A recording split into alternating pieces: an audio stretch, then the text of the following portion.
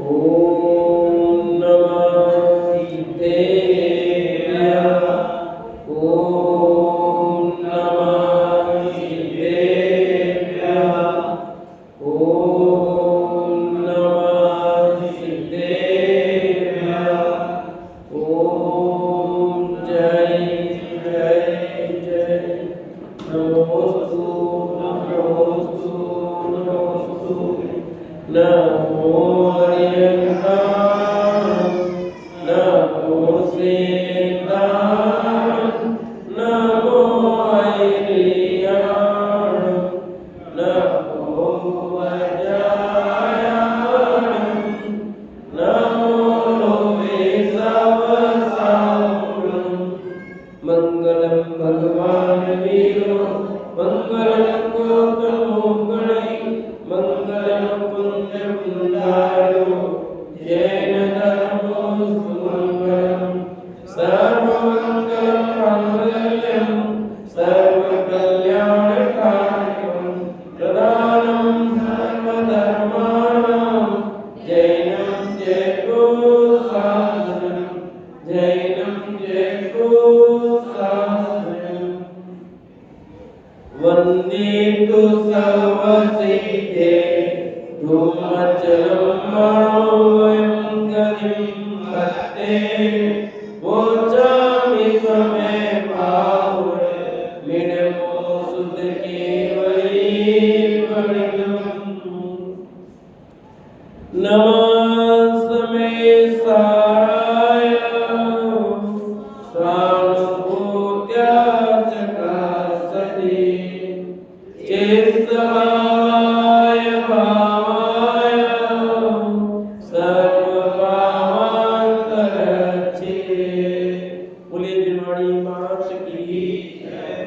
बोलिए दर्शन महापर्व की जय। बोलिए उत्तम त्याग धर्म की जय। समय सार दंताधिराज आचार्य कुंद ने इस महान परमागम की रचना आज से 2000 वर्ष पहले इसी पवित्र भारत भूमि पर की थी। इस समय सार दंताधिराज के माध्यम से अपन चर्चा कर रहे हैं और भगवान आत्मा को समझने का प्रयत्न कर रहे हैं। हमारी अभी तक चर्चा ये हुई है कि जो ध्रुव है, अचल है, अनुपम है, ऐसे सत्ता को प्राप्त सिद्धों को मैं नमस्कार करता हूँ और शुद्ध के वीर द्वारा कथित समय सार को कहूँगा। गाथा नंबर 2 में समझा समय दो प्रकार का होता है, एक स्व समय और एक पर समय। स्व समय यानी अपने में स्थित होना और पर समय यानी पर में स्थित होना।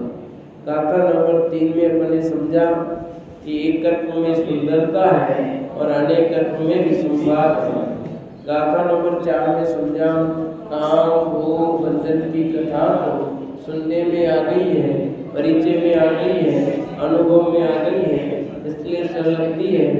एकत्व विभक्त आत्मा की बात न सुनने में आई, न परिचय में आई, न अनुभव में आई, इसलिए कठिन लगती है, पर कठिन नहीं है। गाथा नंबर 5 में अपन ने समझा कि मैं एकत्व विभक्त आत्मा को अपने निज वैभव से दिखाऊंगा, तो उसे प्रमाणित करना, उसमें छल ग्रहण मत करना। मेरा निज वैभव कैसे तैयार हुआ है? तो काम आगम के सेवन से, युक्ति के अवलंबन से, परम के उपदेश से, स्वसंवेदन से मेरा निज वैभव तैयार हुआ है। इतनी चर्चा उसमें से अपने आगम का सेवन, युक्ति का अवलंबन, पर अपने गुरु का उपदेश वो बिंदु चल रहा है। फिर स्वसंवेदन पर चर्चा करेंगे। कथानक में हमने बात की थी कल कि समय सार ग्रंथाधिराज को पढ़कर किन किन महापुरुषों ने अपना कल्याण किया। तो ये वो समय सार है। इस समय सार को रचिता कुंद कौन है? आचार्य कुंद वे कुंद हैं जिनको प्रतिदिन याद किया जाता है। कुंद को रोज मंगलाचरण में याद किया जाता है। मंगलम भगवान वीरो, मंगलम गौतमोगणी, मंगलम कुंद कुंदारो जैन धर्मोत्सव। सबसे पहले अपन याद करते हैं भगवान महावीर को, फिर गौतम गंधर को, उसके बाद तीसरे नंबर पर कुंद को याद करते हैं। तो क्या गौतम गंधर के बाद कोई और आचार्य नहीं हुए क्या? हुए ना। और हम श्रुत पंचमी मनाते हैं। कौन आचार्य प्रसिद्ध है? दर्शनाचार्य। कौन है? उनके साथ ही पुष्पदंत और भूतबली। परंतु दर्शनाचार्य पुष्पदंत भूतबली को जितना स्मरण नहीं किया जा रहा है, उतना कुंद को स्मरण किया जाता है। कुछ तो होगा। वो कोई असमर्थशाली नहीं, वो भी समर्थशाली आचार्य हुए, मान हो तभी उनको याद कर रहे हैं। पर कुंद को इतना बड़ा स्थान क्यों मिल गया? क्योंकि हमें उस चैतन्य भगवान आत्मा की बात उन्होंने बताई।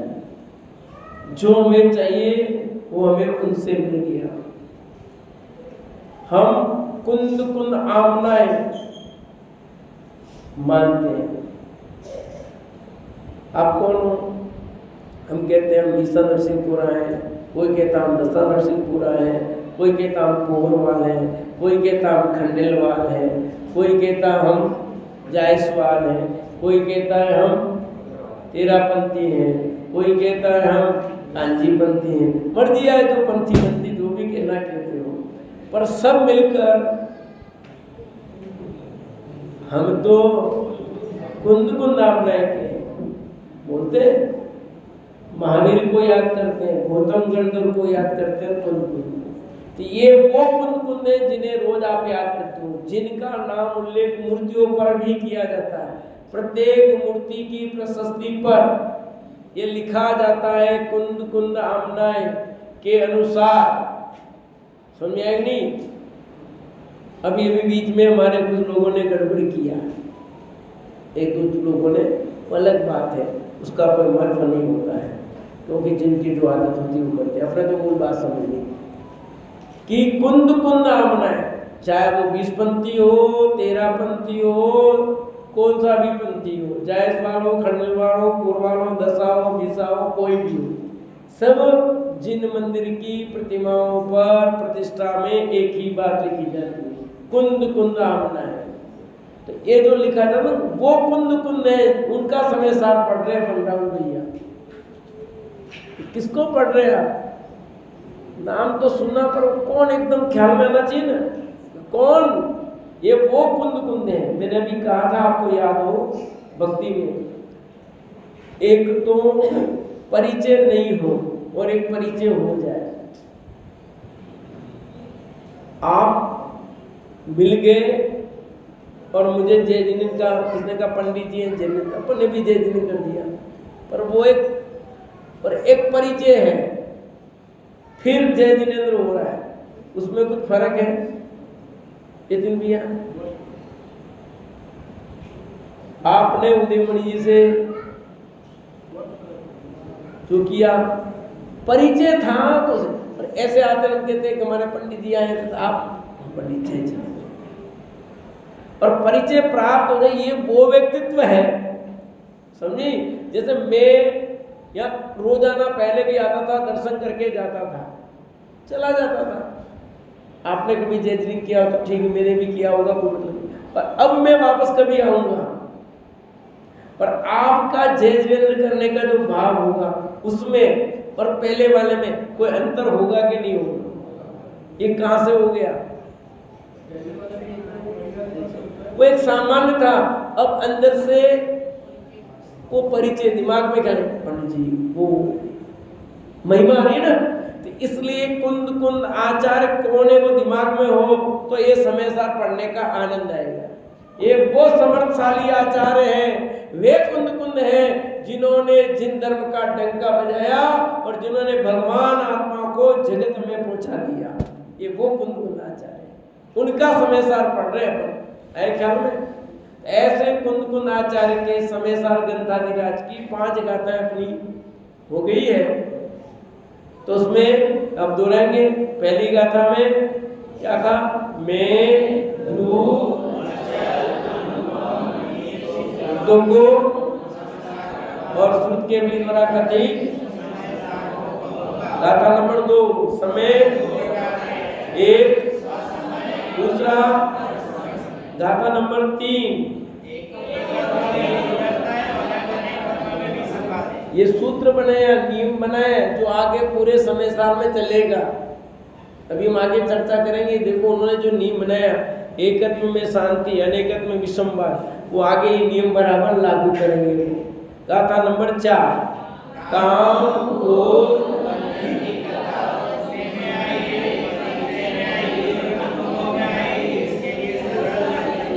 और एकत्व में कारणों की बात, इसलिए पर कठिन। गाथा नंबर 5 कौन सी? आत्मा को अपने निग्रहों से दिखाऊंगा, तू उसे प्रमाणित करना, छल ग्रहण मत करना। मेरा निग्रह कैसे तैयार हुआ है? आगम के, युक्ति के, परम के और सत्संग। तो कल हम बात कर रहे थे पर अपर गुरु के उपदेश से। पर मतलब परम, सर्वज्ञ भगवान द्वारा कहा गया, और अपर मने गंधर्व आदि से रचित। तो बिना देशना के सम्यक दर्शन नहीं हो सकता भैया। ये तीसरे बोल में बनी बात छेड़ी थी कि देशना तो मस्ट है, उसके बिगड़ सम्यक दर्शन नहीं हो सकता। तो इस समय देशना किसकी होनी चाहिए? भी देशना किसी न किसी ज्ञानी की होती है। ज्ञानी की देशना चाहिए, अज्ञानी की देशना से काम नहीं होता। तो आपके मन में प्रश्न उठ रहा होगा, कोई ज्ञानी दिखाई नहीं देता हमें, तो कोई सम्यक दृष्टि, अब क्या करें? तो आपने एक वाक्य भी सुना है कि ये जीव कितनी बार समुद्र में गया और कितनी बार खाली लौट के आया है। मानो आपको कोई ज्ञानी नहीं दिखाता, जाने तो कोई बात नहीं, पर तू अनंत तीर्थंकरों की बात सुनी है तेने पहले, आज सुन रहा ऐसा नहीं, पहले भी। वो देशना भी वर्तमान में काम कर सकती है, और ये जो जिनवाणी है वो देशना से कम नहीं है समझ में। तो हमें देशना चाहिए, और देशना मिली हुई है समझो, पर जब वो काम करेगी तब देशना लब्धि कहलाएगी, और जब तक काम नहीं करेगी तब तक देशना लब्धि नहीं है आपकी। आया ख्याल में? चीज तो पड़ी है, पर उसका उपयोग जब होगा तब मतलब है, नहीं हो रहा तब तक क्या काम किया। तो हमें देशना तो अनेक बार मिली है, पर वो उसका कार्य नहीं हुआ। 5 प्रकार की लब्धि होती है। 5 लब्धियों के नाम सुने? लब्धि बोल, तेरा नाम लब्धि, अब तेरे से पूछ लो 5 लब्धि के नाम बोल। सबसे पहली लब्धि का नाम शोभसम लब्धि, दूसरी विशुद्धि लब्धि, तीसरी देशना लब्धि, चौथी प्रायोग लब्धि, और 5वीं करण लब्धि। तो शोभसम लब्धि, विशुद्धि लब्धि, देशना लब्धि और प्रायोग लब्धि, इन 4 लब्धियों तक तो कई बार ये जीव पहुंचा और गया, पर जो अंतिम है करण लब्धि, वो करण लब्धि जब तक नहीं होती है तब तक अपना काम नहीं होता। तो करण लब्धि कब होती है? जब स्वसंवेदन होता है, तब स्वसंवेदन का पुरुषार्थ होता है, उसी को करण लब्धि कहते हैं समझो। करण लब्धि हुई तो गारंटी से अंतर्मूर्त में वो जीव सम्यक दर्शन प्राप्त करेगा ही करेगा, नहीं करे ऐसा। 4 तो कई बार हुई, कई बार छूटी। तो उस करण लब्धि की प्राप्ति के लिए बात चल रही है अपनी तो की, यानी उस निज शुद्धात्मा की। तो हमें चौथा बोल है स्वसंवेदन। अब स्वसंवेदन क्या होता है महेंद्र जी? 3 काम तो हो गए। आगम का सेवन कर लिया, जिनवाणी पढ़ करके आत्मा, फिर युक्ति के अवलंबन से आत्मा की बात।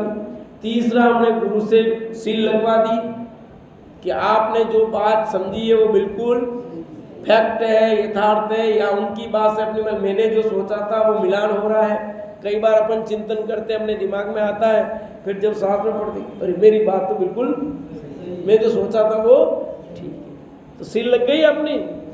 ऐसा होता हम कई बार सोची होती, कई बार मैं कई बार फिर अभी सूदर्शन तरंग में कई बात मिल गई, ये बात सील लग गई अपनी बात पे, प्रमाणिक हो गई, वहां तक हो गया काम। पर अब आगे का काम होता है स्वसंवेदन। सिर्फ वहां से काम नहीं होगा अभी, और जब तक स्वसंवेदन नहीं हो, स्व संवेदन, स्व मने खुद, स्वयं, वेदन अपना, वेदन वेदन मने जानना, वेदन मने अनुभव, 2 अर्थ होते हैं। वेदन मने जानना, वेदन मने अनुभव। तो जब स्वयं अनुभव नहीं करेगा तब तक कुछ भी आनंद नहीं आएगा, तब तक कार्य की सिद्धि नहीं होगी। इसलिए आचार्य महाराज ने कहा कि जिस आत्मा को मैं तुम्हें दिखाना चाहता हूं, जिस आत्मा को तुम्हें मैं हस्तामलकवत परोसना चाहता हूं, वो मैंने स्वयं अनुभव किया है। उस आत्मा का मैंने स्वयं अनुभव किया है। फिर तुम्हें वो कहता हूं कि तुम भी उसी आत्मा का अनुभव इस रीति से करो। करना तो आपको ही पड़ेगा, मैं दिखाऊंगा, पर देखना तो छल ग्रहण। ये क्या है? क्या है? आपको घड़ी दिख रही है कि नहीं? मैं दिखा रहा हूं और आपको घड़ी दिख रही है, पर मुझे तो कुछ और दिख रहा है। मैं घड़ी दिखा रहा हूं पर देख किससे रहे हो आप? मतलब आप देख रहे हो तो देखना तो आपको ही पड़ेगा। आप आंखें बंद कर दोगे दिखेगा, पर देखने का पुरुषार्थ आपको करना है। आचार्य देव ने पहले ही कह दिया, मैंने अनुभव किया है, आप भी अनुभव करोगे तो वह आत्मा तुम्हें भी अनुभव में आएगा। आचार्य अमृतचंद देव ने लिखा, और अपने सिद्ध पूजन में भी पढ़ा था, आबाल गोपाल वृद्ध सभी को प्रति समय भगवान आत्मा जानने में आ रहा है। क्या आपको अपना आत्मा आ रहा है जानने में? नहीं आ रहा है, पक्का नहीं आ रहा है। अब देखो, हम आपको उस आत्मा के दर्शन कराते हैं। करने हैं आज आत्मा के दर्शन सबको कि नहीं करने को? करने हैं तो कर लीजिए, आज बिल्कुल हो जाएगा काम। करना चाहोगे तो, नहीं करना चाहोगे तो नहीं।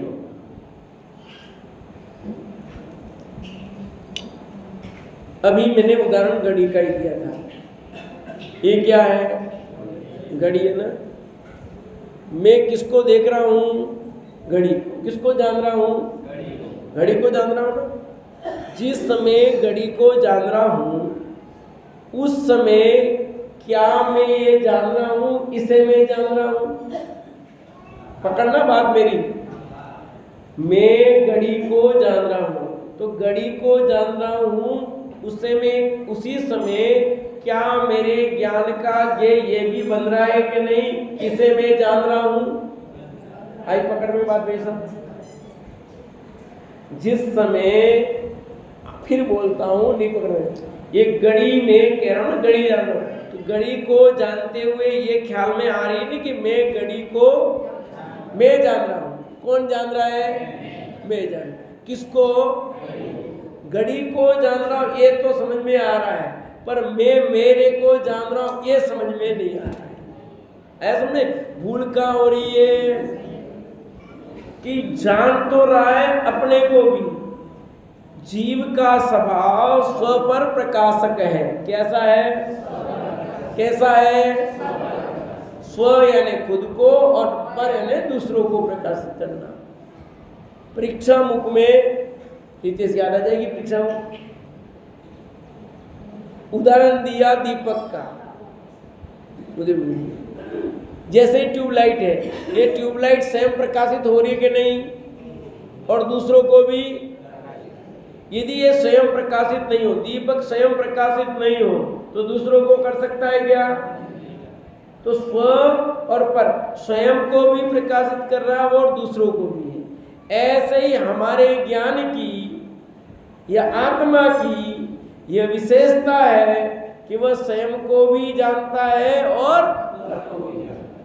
यदि अपने को न जाने और पर को ही जाने तो काम बनने वाला नहीं, क्योंकि पहले अपने को जानना पड़ता है।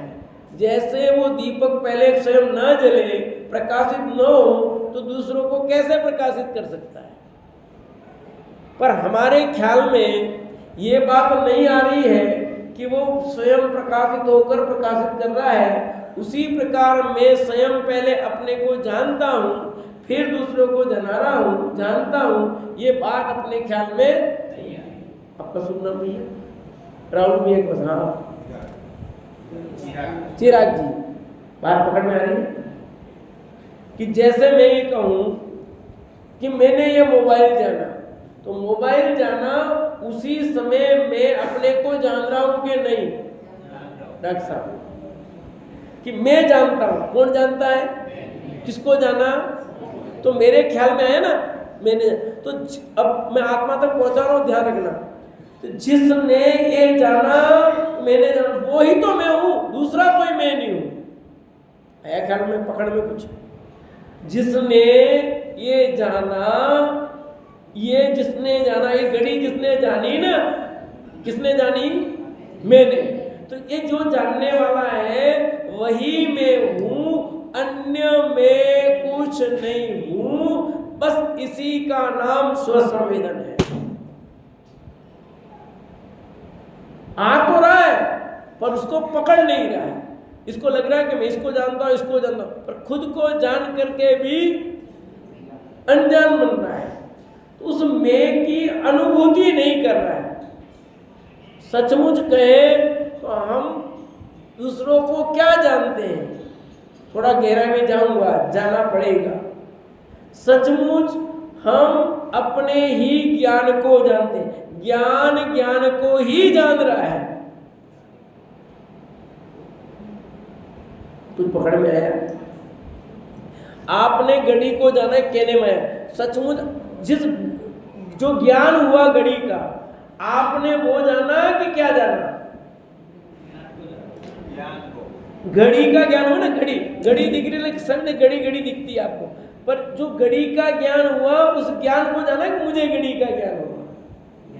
थोड़ा बारीकी में है पर पकड़ में आएगा।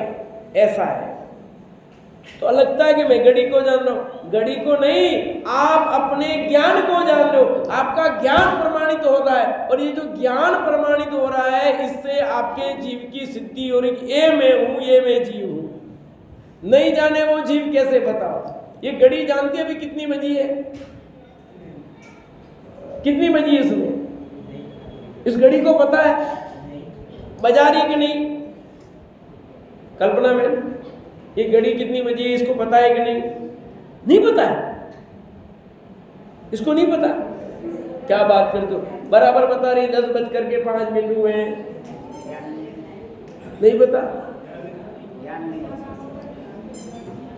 इसको नहीं पता कि बिल्कुल पता नहीं है।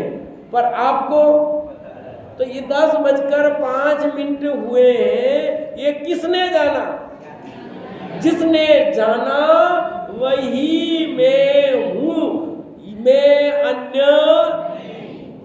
ये निर्णय आ जाएगा, काम हो जाएगा, और आगे की छठवीं सातवीं गाथा इसी बात पर सिर लगाएगी। ऐसा में ये स्वसंवेदन तू कर सकता अभी इसी समय। इसी का नाम सम्यक दर्शन है। मैं का श्रद्धान, जो मैं हूं उस मैं का श्रद्धान होना उस मैं की अनुभूति होना, उसी का नाम सम्यक दर्शन है, उसी का नाम आत्मानुभूति है। कोई कठिन चीज नहीं है। जो हूं उस हूं को मान, जो नहीं हूं उसको मत मान। इसलिए तो बार बार हूं परमात्मा छू एम पण नक्की कर, कितना जोर देते थे गुरुदेव बार बार, हूं परमात्मा छू एम पण नक्की कर, नक्की कर, नक्की कर। नक्की कर मतलब निर्णय कर, विश्वास कर, पक्का कर कि मैं तो आत्मा हूं, यानी मैं आत्मा हूं, हूं आत्मा छू, हूं कि हाँ है। कब? कल के आज। कब है आत्मा? मैं प्रति समय ही आत्मा ही हूं। और एक समय के लिए ज्ञान का अभाव हो जाए तो क्या होगा? होगा ही नहीं कभी ऐसा। वस्तु का स्वभाव कभी भी नष्ट नहीं होता, स्वभाव कभी भी नष्ट नहीं होता।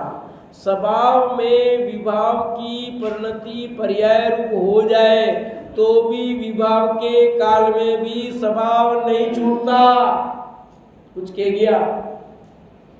स्वभाव के विभाव के काल में भी स्वभाव नहीं छूटता। कि छूट जाता है? नहीं छूटेगा, किसी हालत में नहीं छूटेगा। भले विभाव रूप परिणति हुई है, जिस काल में आप क्रोध आया तो क्रोध स्वभाव है कि विभाव? जमकलाल जी साहब, जमकलाल जी को पूछा, मोतीलाल जी बोले, पूछे जमकलाल जी को, जवाब मोतीलाल जी ने। बोलो जमकलाल जी साहब, क्या कौन? अब उधर नहीं इधर बोलो। क्रोध, आपको जो क्रोध हुआ वो क्रोध क्या है? स्वभाव के विभाव। तो जिस समय क्रोध आया उस समय जानने का काम बंद हो गया कि चालू रहा? कि मुझे क्रोध आ रहा है, ये ख्याल में आ रहा था कि नहीं आ रहा था? देख मेरे को गुस्सा आ रहा, तू फिर तो तू कुछ कह रहा ना, देख मुझे, इसका मतलब क्रोध का ज्ञान हो रहा था कि नहीं हो रहा है? तू देख फिर सामने मेरे को बहुत गुस्सा आ रहा है, अभी तुम कुछ भी मत।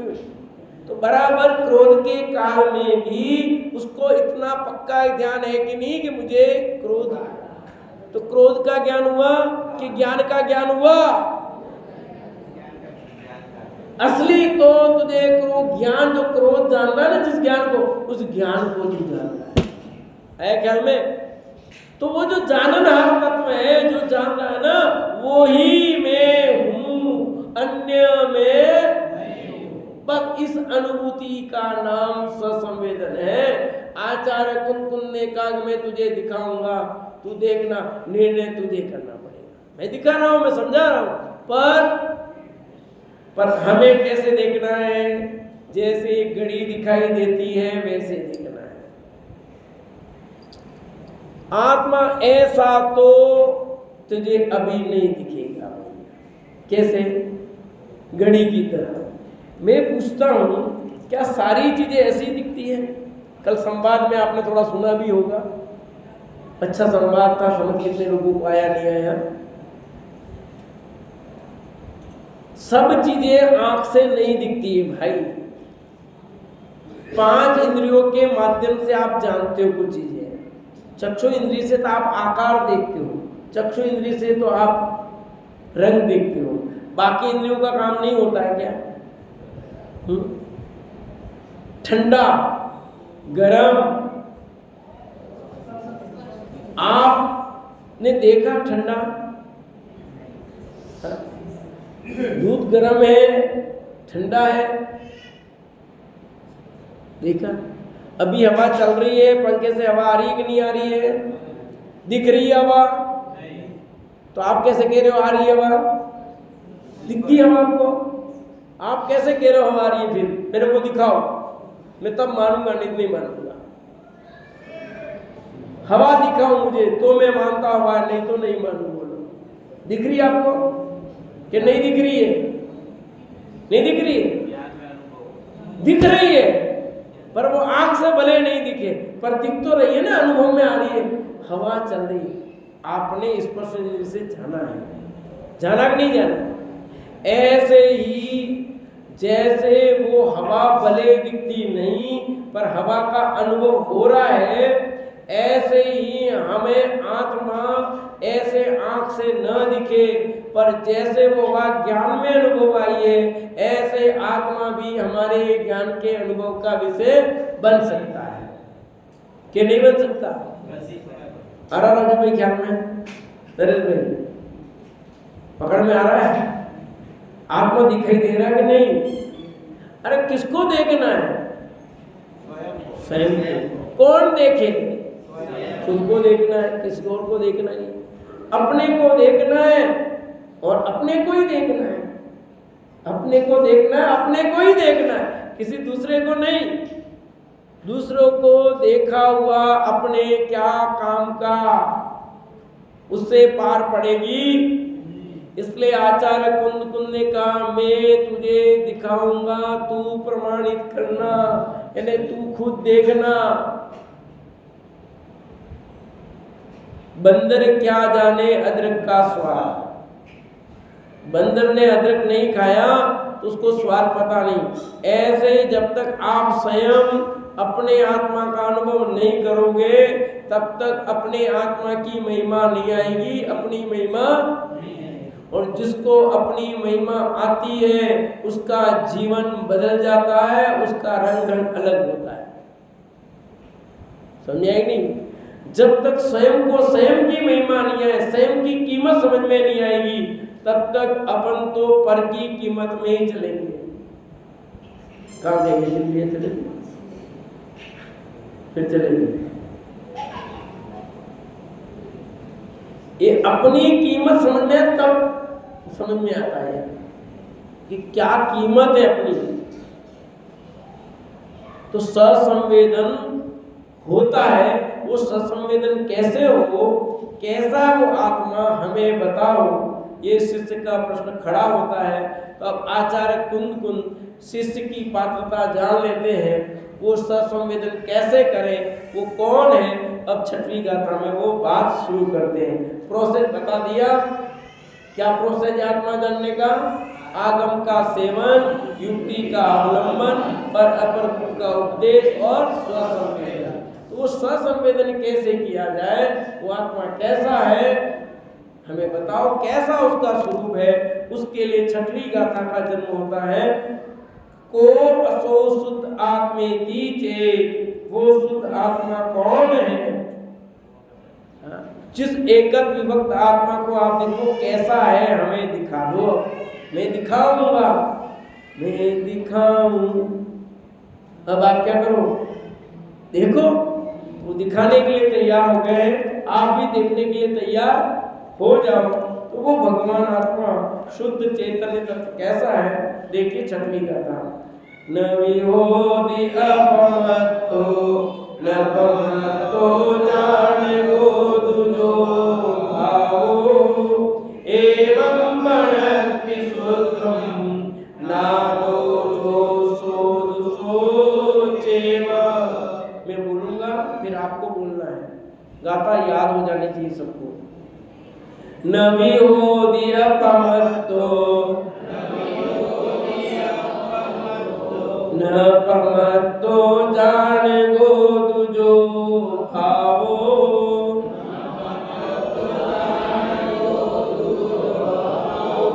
एवं बनन्ति शुद्धम नादो जो सोदु सोचेव।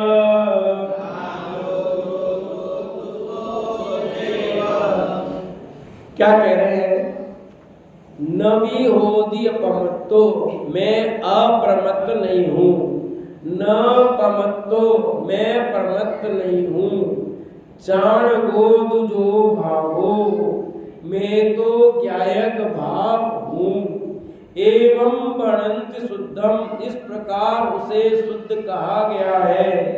नादो जो सो दुष्टेव, वह तो वही है जो है सो है, मत पूछो कौन है। तो इस गाथा में कह रहे हैं कि आत्मा न प्रमत्त है न अप्रमत्त है, वो तो जो है सो है, वह तो मात्र एक ज्ञायक, बाकी कुछ भी वो। यानी जो आत्मा की बात चल रही है, जिस आत्मा को तू जानना चाह रहा है, वो आत्मा कैसा है? न वह प्रमत्त है न अप्रमत्त है, वो तो मात्र एक ज्ञायक। तो प्रमत्त क्या होता है, अप्रमत्त क्या होता है? प्रमत्त माने प्रमाद, प्रमत्त शब्द का अर्थ क्या है? प्रमाद। और अप्रमत्त का अर्थ होता है अप्रमाद। तो प्रमाद से रहित और अप्रमाद से रहित, ये प्राकृत शब्द है प्रमत्त। आचार्य कुंदकुंद देव छठे सातवें गुणस्थान में जुड़ते थे। छठे गुणस्थान का नाम है प्रमत्त और सातवें गुणस्थान का नाम है अप्रमत्त। अप्रमत्त दशा शुद्धोपयोग की दशा है और प्रमत्त दशा होती है शुभोपयोग की दशा। तो आचार्य कुंदकुंद अंदर जाते बाहर आते, अंदर जाते बाहर आते, अंदर जाते तो अप्रमत्त हूं, बाहर आते तो प्रमत्त हूं। तो कह रहे हैं कि नहीं, मैं अप्रमत्त भी नहीं और मैं दुकान पे बैठूं तब दुकानदार और घर पर रहूं तब घर वाला। बराबर है कि नहीं? घर में रहूं तब घर वाला, घर से बाहर हूं तो बाहर वाला। तो कहते न तो मैं घर वाला हूं न मैं बाहर वाला, मैं तो जो हूं सो। ये क्या लगा घर वाला बाहर वाला, घर वाला बाहर वाला है सही? घर वाली की बाहर वाली? न मैं घर वाली हूं न बाहर वाली हूं, न घर वाला हूं न बाहर। मैं तो जो हूं, अंदर गया तो घर वाला, बाहर आया तो घर वाला मतलब अप्रमत्त, बाहर आया मतलब प्रमत्त। तो कहते नहीं, मैं अप्रमत्त भी नहीं, मैं प्रमत्त भी नहीं, मैं तो मात्र, मैं पिता हूं कि पुत्र हूं? बताओ योगेश भैया, मैं पिता हूं कि पुत्र हूं? एक शब्द में जवाब चाहिए मुझे। मैं पिता हूं कि पुत्र हूं? न मैं पिता हूं न पुत्र हूं, मैं तो जो हूं सो हूं, मैं तो जो हूं सो हूं। जब बात करेंगे पुत्र की अपेक्षा तो मैं पिता कहलाता हूं, जब मैं अपने पिता की अपेक्षा बात करता हूं तब मैं पुत्र कहलाता हूं। वो तो बात ऐसी हुई, पर सचमुच मैं क्या हूं बोलो? मैं तो जो हूं वो हूं, उसमें क्या पिता पुत्र? राजू भाई, ये दीवार कितनी ऊंची है? इधर इस वाली, नीचे वाली नहीं पूछ रहा हूं, यह वाली कितने फीट है? बनवाने में कौन था, हेड कौन था ये बनवाने में? आप ही थे? कितने फीट रखा, कुछ याद है? नहीं याद? तो भी अंदाज से मोतीलाल जी 12 फीट। 12 फीट कितने, कितनी है ये? 12 फीट। मैंने आपसे पूछा ये कितनी है? फीट पूछा, इंच पूछा, मीटर पूछा, तो फिर आप 12 फीट क्यों लगा रहे हैं? मैंने तो पूछा ही नहीं आपको, मैंने तो पूछा कितनी है, पर अपने दिमाग में फीट बैठे हुए हैं, अपने दिमाग में मीटर बैठे हुए हैं, इंच बैठे, तो फटाक से वही निकला, फीट बैठा तो 12 फीट। पर सचमुच आंख क्या देख रही है? जितनी है उतनी। सचमुच ये तो जितनी है उतनी है, ये न फीट में है, न मीटर में, न सेंटीमीटर में है। पर एक नाप समझने के लिए रखा, जब मीटर से पूछते हैं तो हम कहेंगे 4 मीटर है, फीट में पूछते हैं तो 12 फीट बोलते हैं, समझे कि नहीं? और जब इंच में पूछते हैं तो 144 इंच ऐसा बोलते हैं। पर हमने तो फीट मीटर इंच कुछ पूछा ही नहीं ना, कैसी है, कितनी है? तो जितनी है ऐसे ही मैं भी, मैं जो हूं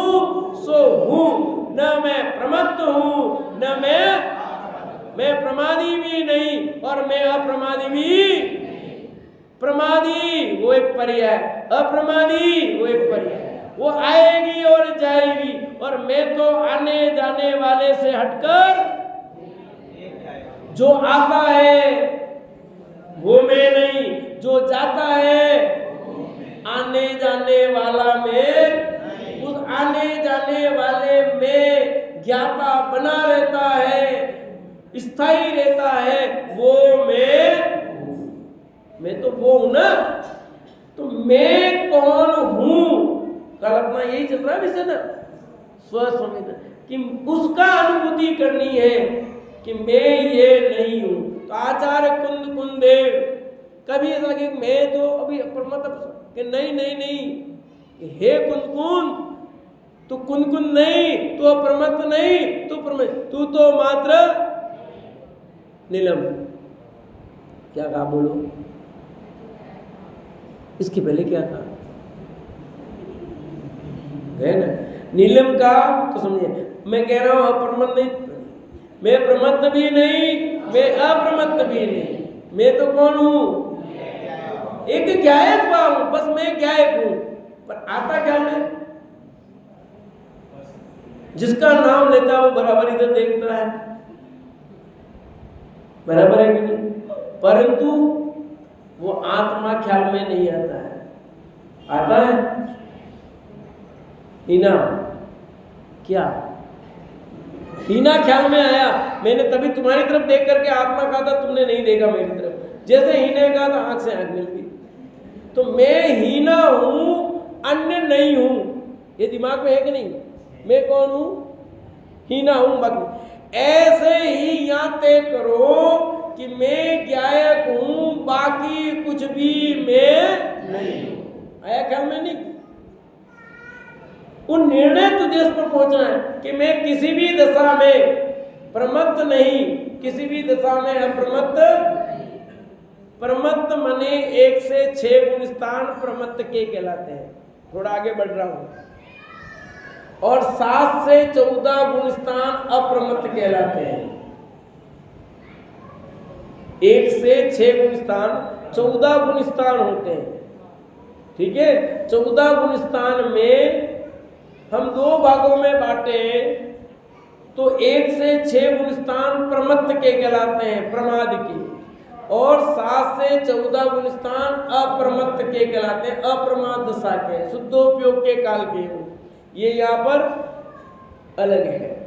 तो आचार्य देव कहते हैं कि न तो मैं प्रमत्त हूं न प्रमत्त हूं, अर्थात मैं 1 से 6 गुण स्थान वाला भी नहीं और मैं 7 से 14 गुण स्थान वाला भी नहीं। तो कौन हो कि मैं गुण स्थानातीत एक ज्ञायक भाव मात्र हूं।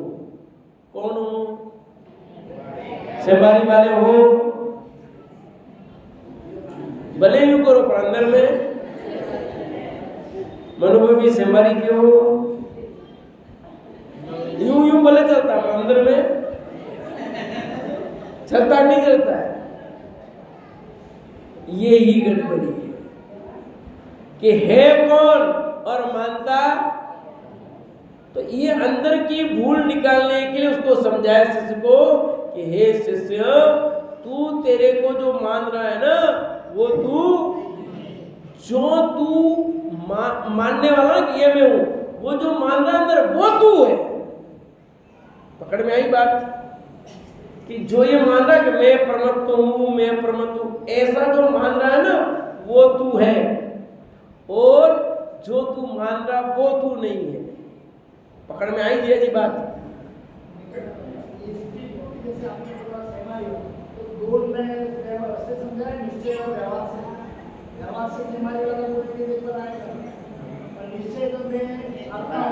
अभी उस दुकान को बाहर रखो, अभी वो दुकान यहाँ नहीं चल रही, अभी दुकान दूसरी चल रही है भाई, अभी वो बात ही नहीं चल रही है। ये बात करके ही तेरे पल्ले नहीं पड़ता। अभी उसको बाहर रखो, निश्चय व्यवहार ये सब बात करो। अभी यहाँ पर समझने की कोशिश करना कि मैं वास्तव में कौन हूँ। उस क्लियर बिंदु पर जाना है, मेन पॉइंट में। इसलिए समझ में नहीं आता, मैं कोई बात नहीं हूँ तो सही, सेमारी का हूँ तो सेमारी का हो ही के, भले यूँ नहीं हूँ, शास्त्र के हिसाब से तो मैं सेमारी वाला नहीं हूँ, पर मैं व्यवहार से तो तेरे समझ में नहीं आएगा भैया। अब मेरे को कहानी याद आएगी, कहनी पड़ेगी कि हमारी समझ में क्यों नहीं आता। तो यहाँ किसी विद्वान ने जरूर सुनाई होगी, नहीं सुनाई हो तो मेरे से सुन लो आज, ठीक है। एक भंवरा था और एक कीड़ा था, दोनों दोस्त थे। भंवरा बगीचे में बढ़िया घूमता फिरता सुगंध लेता था, बढ़िया फर्स्ट क्लास। और एक मल का कीड़ा था, वो मल में रहता, उसकी सुगंध लेता, उसका आनंद लेता था। एक दिन भंवरे ने बोला उस मल के कीड़े से कि तू चल मेरे साथ, आज तुझे मैं दिखाता हूं नाना प्रकार की बढ़िया। एक से क्या तू रोज यही गंदे, वहां मजा आएगा, तू मेरे साथ चल, वहां इतनी बढ़िया गंध आएगी, इतने तू भूल जाएगा, इतनी बढ़िया गंध है वहां पर, अच्छी अच्छी गंध आएगी, तेरे को मजा आ जाएगा। तो अब दोस्त पक्के हों, कोई बात कहे तो मान लेते ना, चलना भी होता है कि नहीं होता है। उसने कहा कि ठीक है चलते हैं। वो आया बगीचे में और फिर वो करा रहा है, भंवरा देख एक चमेली की, ये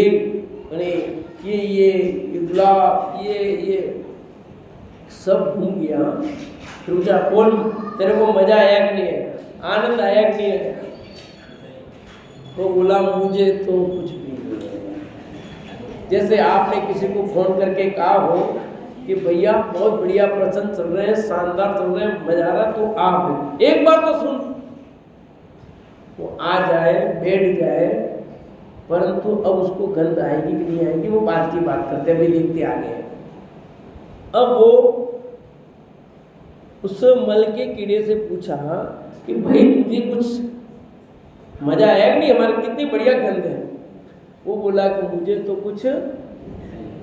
तो भंवरे को दिमाग खराब हुआ, इतनी बढ़िया बढ़िया गंध आ रही, इसको नहीं आई। उसने घोर किया, उसने लगा दाल में काला झूठ कुछ न कुछ है क्या, कुछ न कुछ दाल में काला। योगेश भैया ऐसे कैसे हो जाए। मिठाई बनी है, सबको मीठी लग रही है, उसको नहीं लग रही है। मान लो बेसन चक्की बनाई या गुलाब जामुन है, जो भी है, सबने कहा कैसे हैं कि मीठे मीठे भैया, पर एक कहे कि नहीं मुझे तो कड़वे लग रहे हैं, तो क्या होगा। डॉक्टर साहब क्या करोगे आप, एक रिपोर्ट, सारी दुनिया को मीठे सवाल, तेरे को नहीं आ रहा, जांच करा कोरोना की, भाई सबको टेस्ट आ रहा है, इसको नहीं आ रहा, या तो बुखार होगा जो भी होगा, टेस्ट कराओ। अब उसने कहा दाल इसका टेस्ट करना चाहिए। बहुत उसने गौर किया, देखा, उसको नहीं आ रहा है, उसको समझ में आ गया। उस भंवरे ने देखा कि ये अपने चोंच में नानिया एक कण दबा के लाया मल का।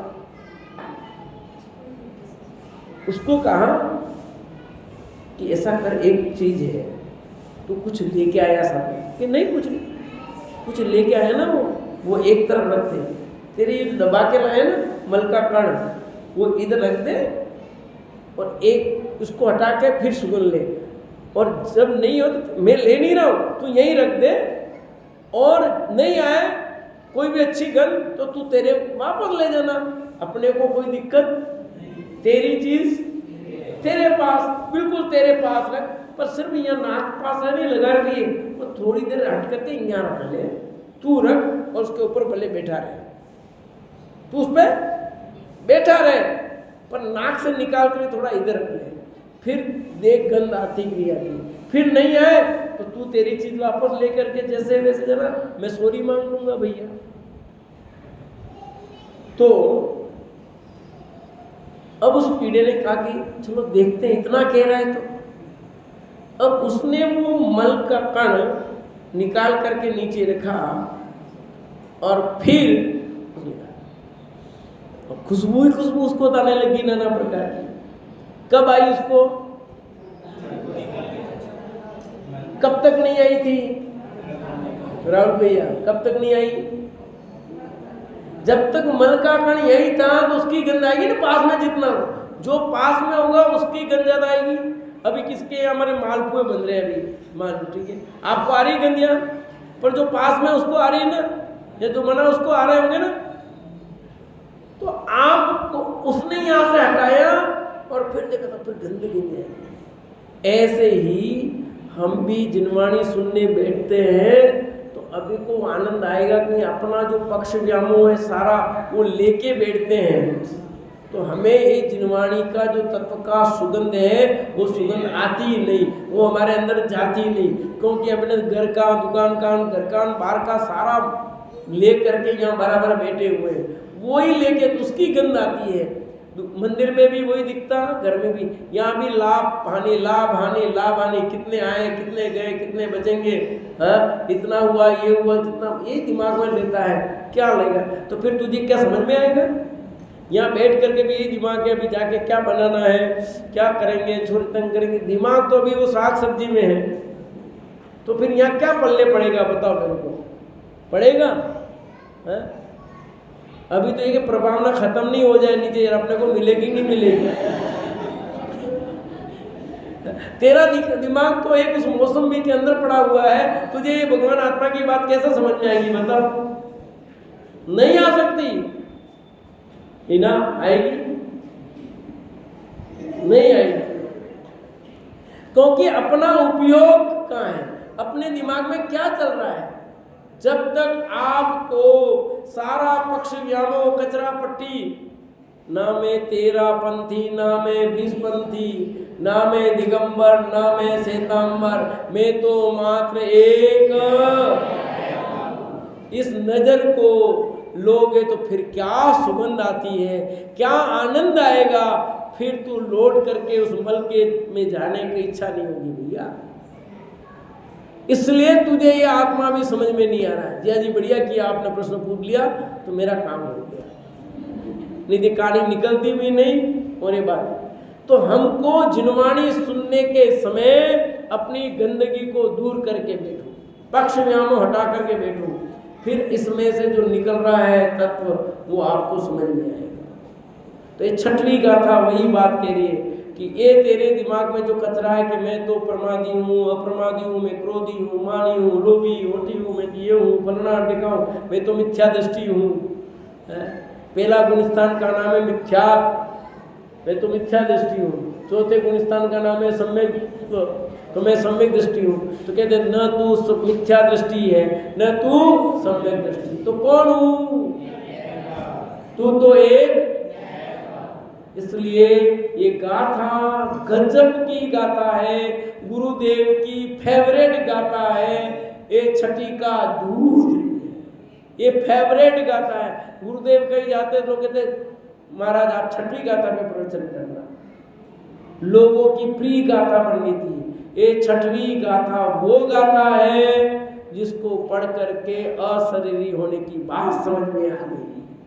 ये वो गाथा है जिसको समझ जाओ तो सिद्ध बनने की गारंटी है भैया। अद्भुत गाथा है।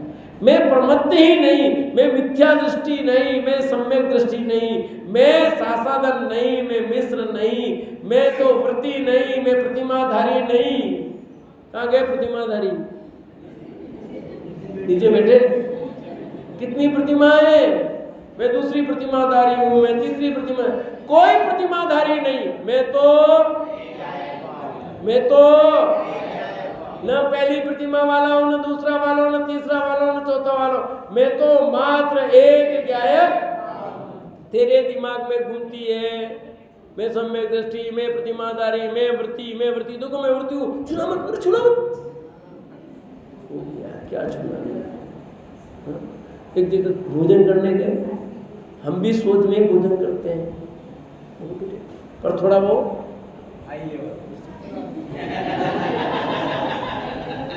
अरे छूना मत। किसको नहीं, हम कहाँ छू रहे भाई? हम तो किसी को छू ही नहीं सकते भाई। है कि नहीं अभी हमारे को खाना है, पहले निकल दो, फिर आप लोग पहले हमारा सब नहीं, पहले आप अभी हम कहीं छूगे ना, आप भूखे रह जाओ तो बहुत बड़ा पाप। पहले आप अपना पूरा कर लो, फिर हम आराम से करेंगे, हमारे तो कोई बात नहीं पहले, क्योंकि उसका भी ध्यान रखना चाहिए, विवेक रखना चाहिए। कोई ऐसा हो तो पहले उनको इतना थोड़ा होना भी चाहिए। पर अपनी बात तो दूसरी कहनी है कि अब छुआ कि नहीं छुआ, तेरे अपने दिमाग में मैं तो प्रतिमाधारी, मैं प्रतिमाधारी, तो प्रतिमा के चक्कर में उस चक्कर में ना, और असली चीज तो असली चीज पकड़ गई, फिर वो ऑटोमेटिक प्रतिमा होगी। प्रतिमा तभी बढ़ेगी जब तेरे अंदर शुद्धि की वृद्धि होगी, वीतरागता का भाव पैदा होगा, तब प्रतिमाएं बढ़ेगी, तब गुणस्थान बढ़ेगा, बाकी कुछ होने वाला नहीं है। आचार्य देव इसलिए इतनी गहराई में जाकर समझा रहे हैं कि तू अपने दिमाग से कचरा हटा दे कि मैं तो मिथ्या दृष्टि हूँ, मैं सम्यक दृष्टि हूँ। न तू मिथ्या दृष्टि है, मिथ्या तो एक दशा है, पर्याय है, वो आएगी जाएगी, तू उस चक्कर में कहाँ पड़ता है। तू तो ज्ञायक है, ज्ञायक की अनुभूति कर, ज्ञायक के सिवा मैं कुछ हूँ बस मैं ज्ञायक हूँ, ज्ञायक हूँ, ज्ञायक हूँ, ज्ञायक हूँ, तो तुझे वो ज्ञायक दिखाई देगा। और जब तक तू अत्र तत्र वत्र मानता रहेगा तब तुझे भगवान आत्मा अनुभव में नहीं दिखाई। तो छठवीं गाथा ये कही कि न मैं प्रमत्त हूँ न प्रमत्त हूँ, मैं तो एक, मैं तो जो हूँ सो। एक बार और बोलता हूँ फिर पूछूंगा। न मैं प्रमत्त हूँ न मैं अप्रमत्त हूँ, मैं तो एक ज्ञायक भाव भी इसको कट करके थे, मैं तो जो हूँ सो। थोड़ी और चर्चा इस पे कल करेंगे, फिर सातवीं गाथा पर पहुंचेंगे कि ज्ञायक भी नहीं, फिर कहते कि मैं जो हूँ सो, मैं तो जो हूँ। आया समझे? एक बार मैं बोल देता हूँ फिर आपसे पूछता हूँ। मैं न प्रमत्त हूँ न मैं अप्रमत्त हूँ, मैं तो एक, मैं तो जो हूँ सो। अब कौन बोलेगा? चलो बोलो। नहीं हाँ बोलो।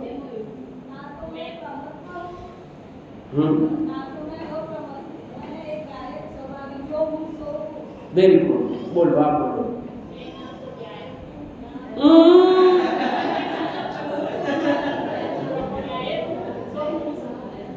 आपको यही चिंतन करना है, ये 10 उपवास का फल चिंतन की धारा। मैं प्रमत्त क्यों नहीं, मैं अप्रमत्त क्यों नहीं, मैं ज्ञानी ही क्यों हूँ, ये सब क्यों नहीं हूँ मैं, क्या कारण है ऐसा जो ना पाड़ रहे। जाओ खोजो, निकलेगा रस। क्यों मैं ये नहीं हूँ, मैं यही क्यों हूँ। अपने पास टाइम नहीं, अपन तो बोल इस गाथा पर कितने ही प्रवचन है गुरुदेव के, सुनो आप। ठीक है, एक इधर भी बोलो, कोई तो कौन बोलेगा? चलो निर्मल बोले, आप बोल, राहुल भैया बोले। चलो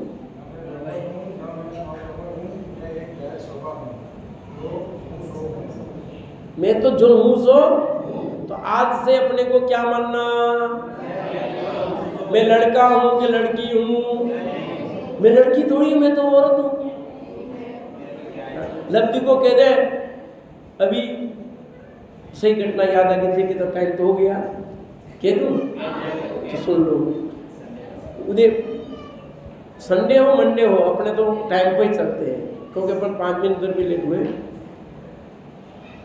मैं बीएड कर रहा था और जयपुर की घटना है, टेम्पो से इतने 12-13 किलोमीटर दूर था कॉलेज, उसमें जा रहा था। एक बहन खड़ी थी, मैंने कहा आंटी जी प्लीज, मेरे को आंटी जी बोलते तुम,